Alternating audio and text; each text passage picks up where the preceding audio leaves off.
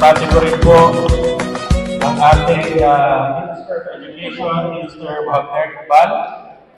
At alam niyo nung nabuo po ang BARM government at nabalitaan ko po na si Minister Iqbal po ang kumuha ng education portfolio. Ako po ay tuwang-tuwa.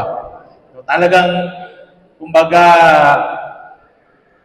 ang aking puso ay umapaw po ng tuwa dahil sabi ko talagang ito ang sinyales na ang bagong BARM government ay bibigyan ng malaking pahalaga ang sektor ng edukasyon dahil nagtalaga ho sila ng isang napakataas na personalidad para mamuno po sa sektor ng edukasyon dito po sa BARM.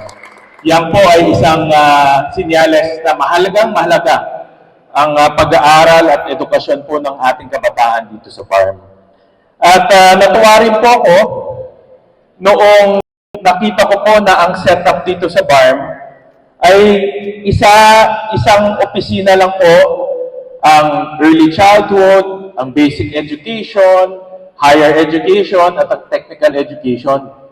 Alam niyo po, malaking debate po ito sa national kung tama ba na nag-trifocalize tayo. Alam niyo yung suggest to. May pros and cons naman. May kagandahan po ang trifocalization. Meron din pong mga hamon ang trifocalization. Kaya noong napalitaan ko po na dito sa BARM, isang bahay lang ang sektor ng edukasyon. Sabi ko, sigurado po ako pinag-aralan ni Minister Iqbal to. No, dahil nga ang nagiging problema po sa national ngayon ay yung coordination sa pagitan po ng basic education, ng higher education, at ng TESDA.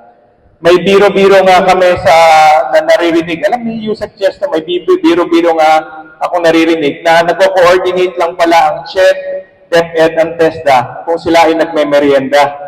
Pag hindi ho sila nagmerienda, hindi na sila nagko-coordinate. No? So, alam naman natin ang education is a continuum. Alam niyo ho yan, mga practitioners ho natin. From early childhood to basic education to tertiary or pwede ka rin mag-techbook. No? So, continuum yan. Even sa teacher education, continuum ho yan.